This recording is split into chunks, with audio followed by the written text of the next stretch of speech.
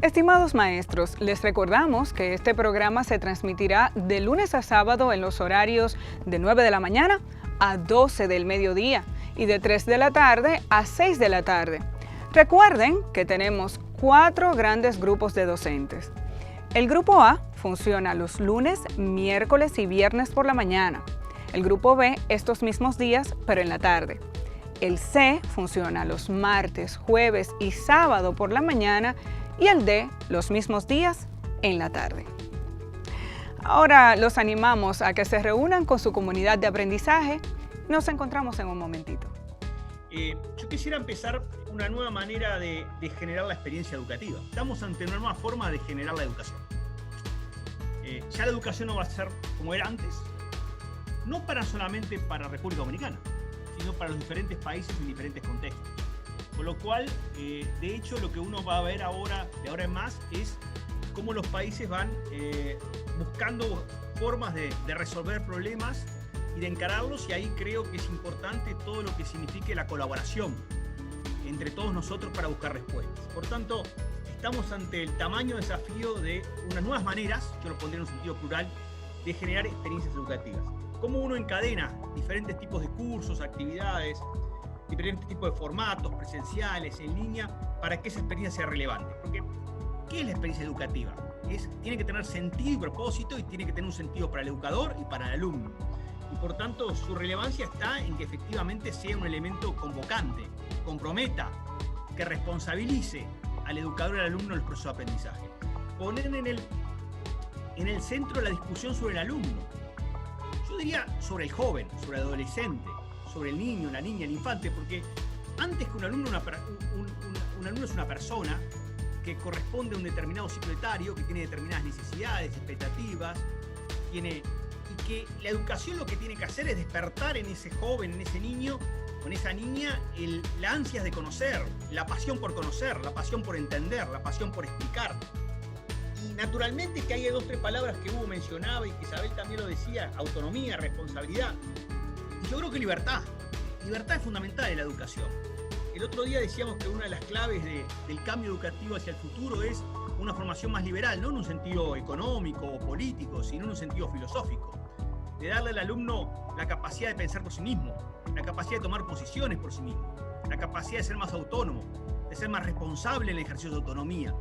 Y yo creo que ahí estamos ante una nueva educación que implica buscar maneras en que el alumno sea más protagonista de sí mismo, sea más responsable del proceso educativo y siempre liderado por el educador, porque ustedes como educadores en sus ámbitos, sus territorios, los hemos escuchado durante estos 2 días, por el chat, por sus intervenciones en los espacios de plenaria, en los grupos, representan zonas con diversidad de situaciones y de contextos, y ustedes no solamente facilitan aprendizaje, que es muy importante, facilitan aprendizaje de los alumnos, sus procesos, pero también fundamentalmente los orientan, son referentes. Y más que nunca en una educación que la tenemos que reimaginar, porque en definitiva es el concepto que estamos detrás acá, es cómo reimaginamos la educación.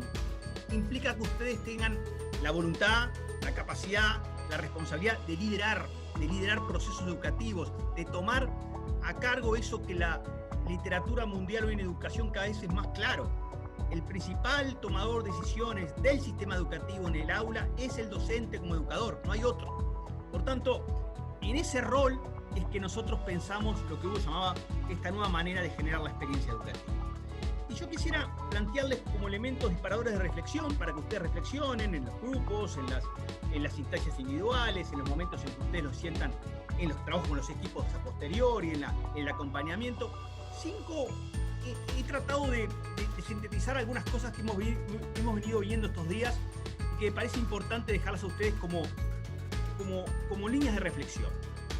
La primera es que la manera en que concebimos, organizamos, gestionamos, evaluamos y evidenciamos el curso, esto es, el curso que lideramos, es la concreción del modo híbrido de enseñar, aprender y evaluar. Ustedes han hablado mucho sobre el modo híbrido y lo que implica. Es decir, el curso es la herramienta para concretar el modo híbrido, pero el curso no como una entidad abstracta. El curso en su conceptualización, el curso en su organización y estructuración, el curso en su gestión en su evaluación y en la evidencia de lo que provoca. Yo creo que tenemos que asumir que nuestro curso que lideramos hoy en nuestros lugares de referencia es el instrumento para concretar el modo híbrido. Modo híbrido que tiene 3 aspectos: enseñar, aprender y evaluar. La segunda cuestión es que el currículum, el para qué y qué de educar y aprender, la pedagogía, el cómo efectivizarlo y la docencia, gestionados en torno al centro educativo, cobran únicamente sentido en función de los aprendizajes. Es decir, el currículum por tal no se sostiene si no es en relación a qué se quiere aprender y para qué se quiere aprender. El currículum, la pedagogía, la docencia, en función del sentido, los contenidos y la implicancia de los aprendizajes. Por tanto, son los aprendizajes que mueven el currículum y no es el currículum que mueve los aprendizajes. Son los aprendizajes que mueven la pedagogía y no es la pedagogía que mueve los aprendizajes. Son los contenidos de los aprendizajes que mueven la docencia, no es la docencia por sí misma que mueve los aprendizajes. Entonces yo creo que ahí hay un tema central que es colocar la discusión sobre aprendizaje. La tercera idea es entender cuáles son las dimensiones del aprendizaje fundamentales. Las oportunidades, si a un alumno no le damos una oportunidad de aprender, no va a aprender. Y ahí volvemos al curso. El curso es una manera de darle al alumno una oportunidad de aprender. Procesos de aprendizaje que implican, como hemos hablado, actividades sincrónicas, asincrónicas, presenciales, a distancia, participación del alumno, lo que hablaban Isabel y Hugo, responsabilidad y participación del alumno como sujeto activo, como sujeto que toma responsabilidad por sus aprendizajes, resultados, porque los aprendizajes tienen que ver esencialmente con resultados, y evidencias, cómo uno evidencia, cómo uno documenta los aprendizajes, que no es solamente el resultado de una evaluación en una prueba, con un tipo de evaluación que uno plantea, sino cómo uno aporta evidencia de cómo están aprendiendo, de cómo se está dando ese proceso de aprendizaje, de cómo se está resultando ese aprendizaje. Evidenciar, documentar, plasmar, entender es fundamental. La cuarta idea es que la diversidad de experiencias de aprendizaje, esto es, distintas experiencias de aprendizajes que tienen que ver con las ciencias, las lenguas, las artes, la música, el deporte, la recreación, las matemáticas, son un componente fundamental de currículums y pedagogías inclusivas. Y voy a tratar de decir lo siguiente. La diversidad es un valor. Cuando uno tiene currículos muy concentrados en determinadas áreas, uno no está siendo diverso. Y uno no está dándole al alumno capacidad de manejar diversidad de experiencias que le sean útiles, que le sean relevantes. Un buen currículo, una buena pedagogía inclusiva en el sentido de que logra responder a las necesidades específicas de aprendizaje de cada alumno como un ser singular. ¿Se acuerdan que hemos hablado de la idea de que cada persona es un ser singular especial?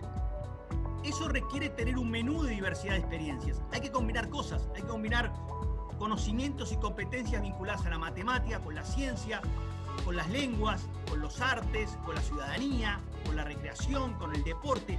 Es en la combinación, es en el mix de experiencia de aprendizaje que está la clave de currículums y pedagogías inclusivas. ¿De qué? Inclusivas de todos los alumnos. Porque justamente, si uno asume que en educación, y ustedes lo decían hace un rato atrás, la diversidad del alumno es fundamental, para atender la diversidad del alumno tenemos que tener diversidad de maneras de enfocar la educación. Tenemos diversidad de maneras de apuntalar los aprendizajes, de enseñar. Si nuestras maneras de enseñar son muy acotadas, son muy homogéneas, son muy restrictivas, no vamos a captar la diversidad del alumno. Más aún, la vamos a mitigar, la vamos a reducir, la vamos a, de cierta medida, aplacar, opacar. Y la quinta idea es que en el mundo, y en general en educación, como en muchas cuestiones de la vida social y ciudadana, es un mundo de complementos, no de opciones excluyentes y fragmentadas. No es que uno opte por un método y no por otro. No es que uno opte por un enfoque y no por otro, por un tipo de intervención y no otra. En educación todo necesita ser complementario. uno necesita manejar diversos tipos de propuestas y enfoques triangulándolos.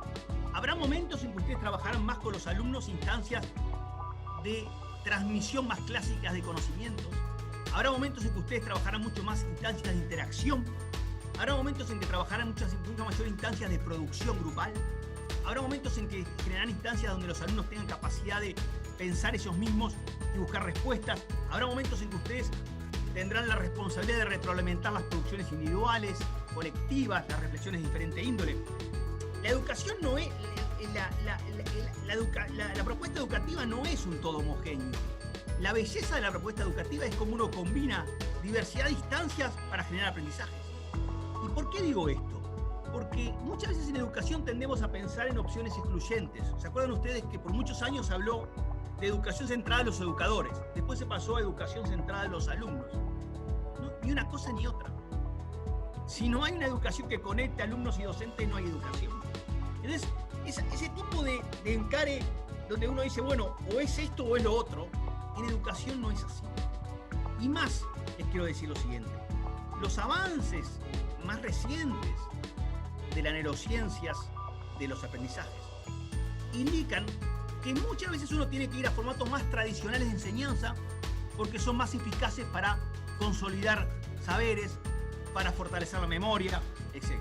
Por tanto, en educación creo que no es un buen camino optar por opciones influyentes. Es un camino más sabio optar por una educación donde se complementa. Bueno, pero para que sea una educación de complementos, ustedes tienen que liderar, ustedes tienen que saber en qué momento es necesario trabajar más la transmisión de ideas, el compartir conocimientos, cuándo es mejor trabajar la interacción, cuándo es mejor trabajar instancias de producción, cuándo es mejor que los alumnos puedan tener tiempo para reflexionar, para producir, para leer. Es a ustedes hacer ese mix.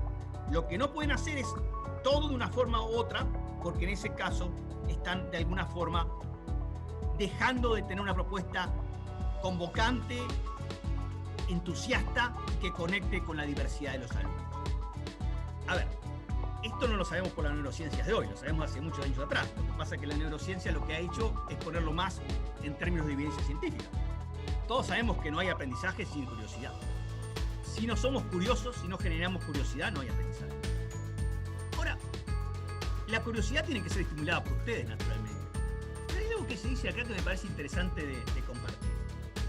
La curiosidad es estimulada por el educador, ustedes, cuando el alumno tiene suficientes conocimientos como plantear preguntas pertinentes. Esto nos lleva a lo que hablábamos hace un ratito atrás. A ver, uno no puede empezar por picar la curiosidad, por alimentar la curiosidad sin un basamento de conocimientos mínimos del alumno para que pueda hacerse preguntas. Si el alumno no tiene un basamento de conocimientos sobre un determinado tema, es muy difícil hacer preguntas pertinentes, porque en definitiva carece de referencias. Quiero decir esto porque la curiosidad no es un acto intuitivo puro. Implica un trabajo previo. Implica darle al alumno algún base de conocimientos que le permita justamente formular preguntas pertinentes. Y ahí volvemos a lo que hablamos hace un rato atrás. ¿Cómo hacemos el mix educativo en el aula para que justamente se pueda alimentar la curiosidad? Si la curiosidad, como se dice, es concebida como un llamador, esto es como algo convocante, todo lo que sigue a convocar a la curiosidad debe ser explicitado, debe ser estructurado con ayuda pedagógica. Es decir, la curiosidad no es algo espontáneo sin apoyo. La curiosidad se alimenta, se apoya pedagógicamente, se busca orientarla. Digo esto porque a veces uno puede tener la sensación, bueno, alimentemos la curiosidad. No es solamente una cuestión de una expresión retórica, es también un proceso educativo que conduce a que justamente pueda alimentarse la curiosidad. El segundo punto dentro del involucramiento del alumno en el aprendizaje es maximizar, ya lo hemos hablado, la motivación a lo largo de todo el aprendizaje. Esto es, uno de los desafíos más grandes que tenemos como educadores es cómo logramos que el estudiante mantenga la motivación durante todo el aprendizaje. Para eso resulta fundamental desarrollar la capacidad del alumno de aprender.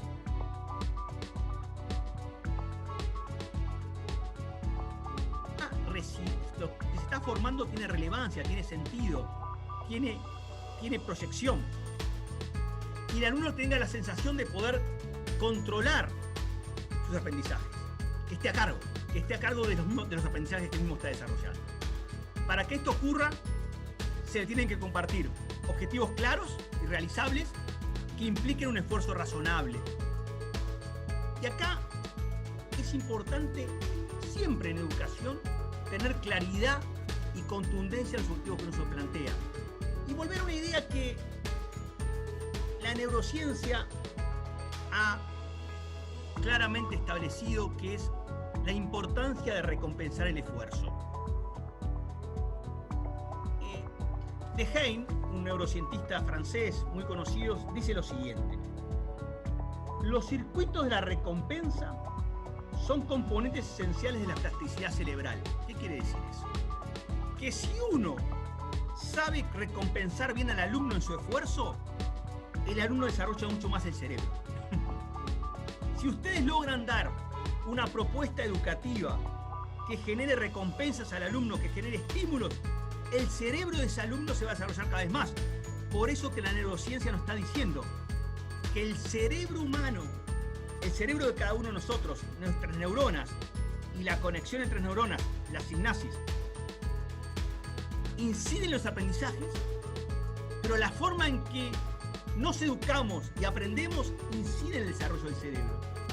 Eso quiere decir que el rol de ustedes es fundamental en el desarrollo del cerebro de los alumnos. Ustedes pueden a los alumnos generar una cantidad de estímulos y recompensas que le permitan al alumno desarrollar aún más su plasticidad cerebral, esto es su capacidad de aprender. Y también piensen lo inverso. ¿Qué pasa si no recompensamos el esfuerzo? ¿Qué pasa si somos neutros frente al esfuerzo? Capaz que estamos obstruyendo el desarrollo de las neuronas de nuestros alumnos. Puede ser quizás tan simple decirlo así, pero la evidencia científica que está detrás de todo esto lo avala. Esto es, la manera en que recompensamos o no el esfuerzo de los estudiantes en gran medida determina el desarrollo del cerebro del alumno. Siempre el alumno tiene que ser motivado a buscar respuestas a preguntas. Ustedes han visto que las situaciones de aprendizaje son invitaciones a interrogarse, a preguntarse, a indagarse, a buscar respuestas. La educación basada en la búsqueda de respuestas a preguntas es fundamental.